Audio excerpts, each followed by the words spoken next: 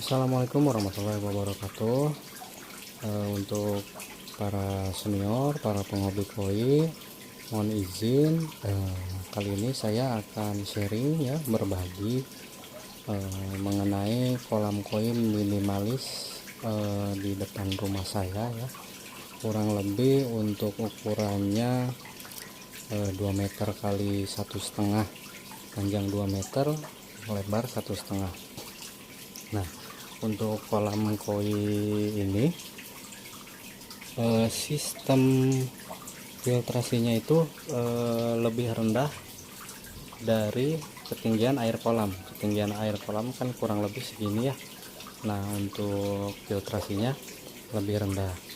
Nah, karena sistem filtrasinya lebih rendah, ini yang menjadi keunggulan saya supaya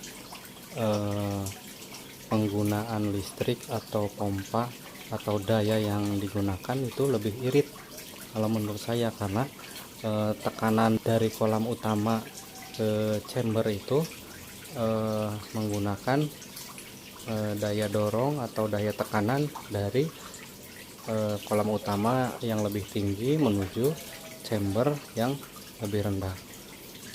Nah, nanti kita bongkar ya alur flow airnya seperti apa dan chambernya bagaimana.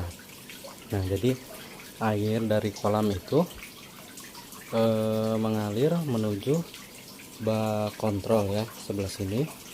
Bak kontrol ini menggunakan double wall pakai keramik, jadi bottom drainnya menyatu dengan skimmer. Lalu air mengalir ke bak kontrol, kemudian masuk ke filter pertama yang isinya full jaring nelayan. Di atasnya saya kasih batu untuk menumpuk aja ya, supaya pemberat gitu. Untuk chamber keduanya itu isinya karang jahe, full karang jahe. Nah, aliran airnya yaitu dari bawah chamber utama, chamber pertama itu naik ke atas lalu masuk ke pipa. Nah, yang pipa ini turun lewat bawah, lewat celah dinding antar chamber ini, lewat bawah ke chamber kedua. Begitupun untuk yang chamber ketiga. Chamber yang ketiga juga dari bawah ke atas lalu masuk ke pipa melalui melewati sekat chamber ketiga. Nah, dari chamber ketiga itu ada dua aliran. Yang pertama menuju air terjun, menuju ini kan ada stop kran ya. Yang satu ke sana, yang satu lagi ke sini, ke kiri dan kanan lah ya. Nah, untuk yang ke arah sana ini, yang ke arah sana itu saya bobok, saya tembuskan ke wadah atau penampungan di air terjun di atas, di dalam dinding gitu ya, di atas, lalu mengalir menjadi air terjun. Nah, untuk settingannya pun ini kan tetesan air terjunnya kecil ya, tinggal diputar aja si stop krannya itu supaya kalau mau aliran air terjunnya lebih deras lagi. Nah, lalu untuk yang kesini itu saya setting ke dalam pipa, ke dalam kolam melalui pipa ini, set gitu ya. Nah, ini pipa ini tuh saya buat sendiri, fungsinya untuk pasokan udara. Seperti bisa dilihat ini pakai pompa Venturi gitu ya. Nah, jadi saya nggak pakai aerator tuh, yang tadi saya bilang irit itu. Satu pompa itu multifungsi, nggak pakai aerator, saya pakai pompa Venturi itu, bisa dilihat ya gelembung-gelembungnya. Nah, lalu kalau misalnya air gelembungnya mau diperbesar, tinggal dibuka aja, diatur, dimain-mainin ini stop krannya. Itu juga saya pakai pompa Sunsun ya, JTP berapa gitu, yang 5.800 kalau nggak salah. Itu pun kecepatannya di kecepatan 1, kan ada 4 kecepatan atau 5 gitu, bisa dipercepat lagi putarannya gitu supaya lebih kencang. Nah, ini hanya di gigi 1 gitu, jadi itu pun saya pakai yang paling pelan.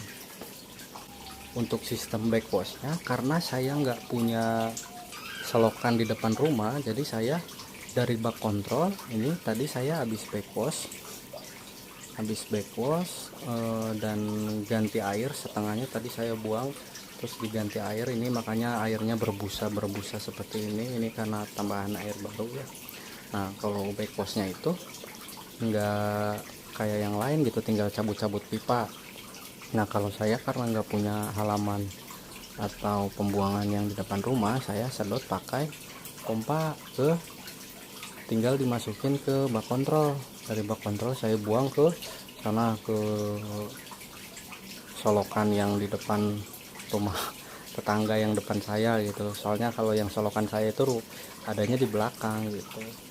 Kalau misalnya saya langsung ke depan sini kan banjir gitu, nggak enak juga. Makanya saya pakai selang, pakai pompa ke sana. Untuk bottom drainnya saya nyatu sama skimmer.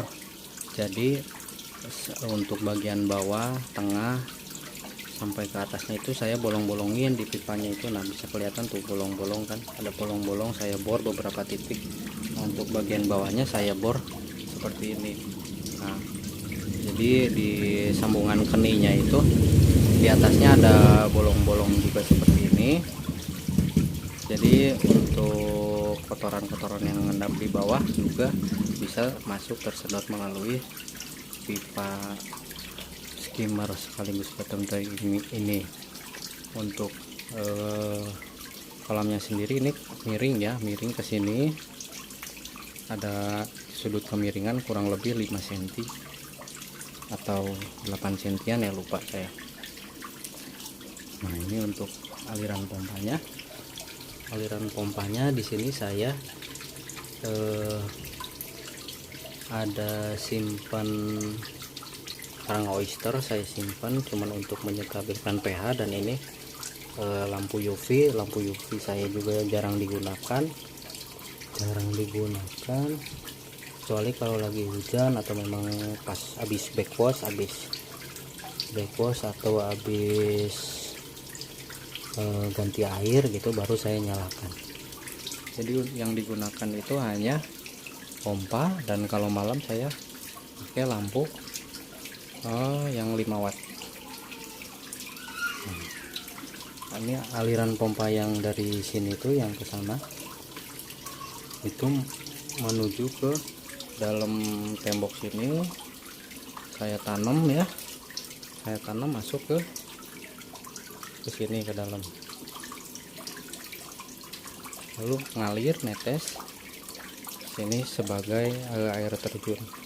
Kalau misalnya air terjunnya mau diperbesar, tinggal kita putar stop keran ini, saya putar. Jadi lebih deras kan airnya.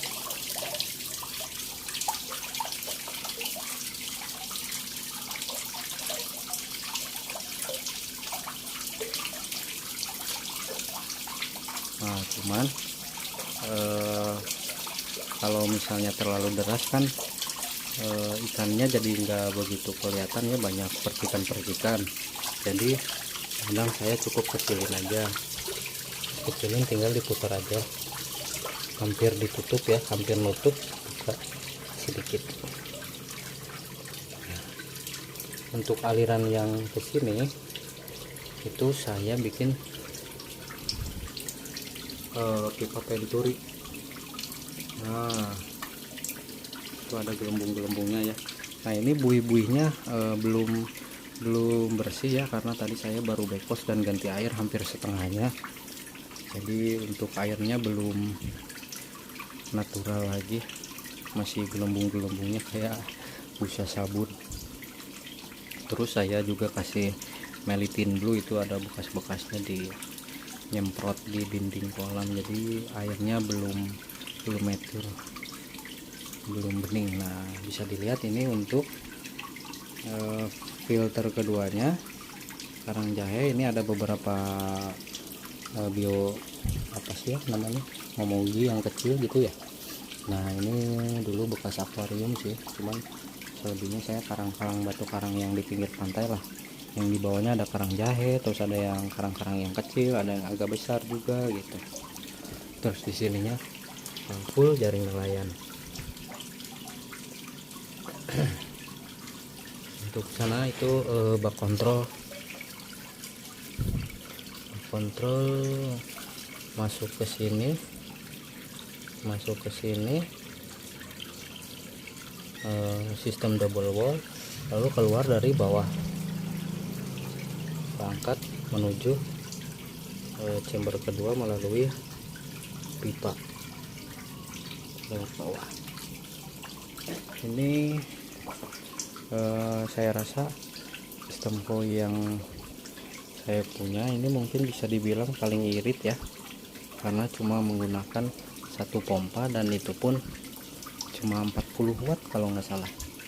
40 watt itu konsumsi daya listriknya paling sebulan nggak nyampe 50.000 ya, sebulan full nonstop gitu ya. Air terjun dapat, terus gelembung udara Venturi dapat, terus apalagi pompanya cuma satu di sana, irit gitu kan. Untuk aliran-aliran ini nggak ada tekor-tekornya gitu. Untuk aliran chamber pun nggak akan tekor, soalnya apa, mengandalkan gravitasi atau aliran air yang lebih tinggi dari kolam ke chamber yang lebih rendah gitu. Sebetulnya ini juga bukan tekor juga sih, ini lebih rendah itu karena saya ngisinya segitu aja gitu batasannya, nggak kesedot tekor karena pompanya saya setting di kecepatan yang paling kecil. Untuk ikannya jelek-jelek ya, ini maklum ikan pasar. Sini saya kasih kaca, sedikit kaca, nanti ini ada penutupnya juga, penutup kayu. Terus apalagi ya, ini kolam ini saya bikin sendiri ya, saya dibantu sama adek dan ada tukang satu lah untuk buat bantu-bantu yang berat-beratnya. Nah, untuk biaya pembuatan kolam ini sendiri saya minim sekali ya modalnya, karena cuman butuh semen kurang lebih 10 sak lah ya, sama semen terus batu ini 10 kilo yang gede sama yang kecil, semen batu cat hitam sama cat putih. Cat hitamnya 2 kaleng, cat putihnya 1, terus udah gitu doang. Untuk batako, pasir itu saya mungut punya tetangga yang habis bangun rumah, banyak sisanya saya bikinin kolam gitu.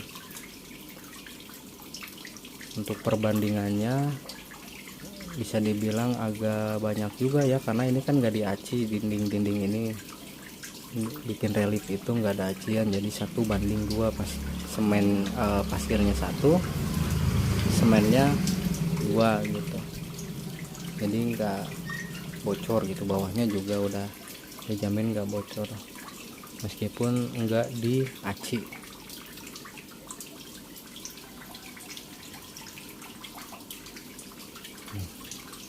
Bisa dilihat itu ada colokan untuk aerator, kadang-kadang saya pakai kalau lagi backwash karena pompa dimatiin. Terus lampu UV juga kadang-kadang dinyalain kalau habis backwash ganti air atau cuaca lagi hujan gitu. Selebihnya cuman pompa sama lampu 5 watt. Pokoknya kolam koi paling irit sedunia mungkin. Oke, mungkin itu saja berbagi pengalaman, berbagi kondisi sharing kolam koi punya saya yang ya apa adanya lah ya. Mudah-mudahan bisa jadi sedikit referensi untuk teman-teman yang minim modal atau bisa membuat kolam koi seirit mungkin bisa lebih irit dari saya gitu. Oke, sekian. Wassalamualaikum warahmatullahi wabarakatuh.